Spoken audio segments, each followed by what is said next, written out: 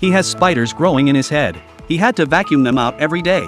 Some of them he soaked in alcohol and preserved. These were real spiders. They crawled inside his body every day. It caused him years of pain. He thought the spider nest in his head was huge. Hitting his head didn't work, so he used a massager. He tried so many things. He even tied a piece of flesh with a thread, putting the whole thing in his mouth to try and get the spider out. But it still didn't work. I've been to the hospital. The medication didn't work. To help him, they took him to a major hospital.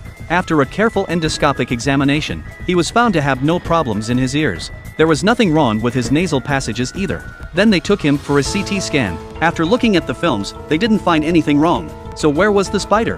But after he left, the doctor accidentally saw some strange white spots on the film. It really looked like a nest made by something. After he returned, his symptoms did not subside. The spiders were tormenting him more and more. He had to pour medicine into his body.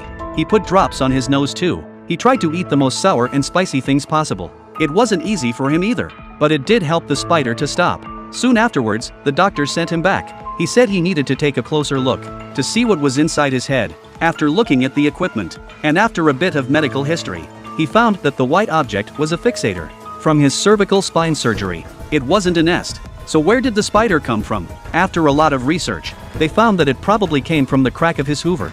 The problem was solved. When we saw him again 2 months later, he looked much better than before. He was a normal person.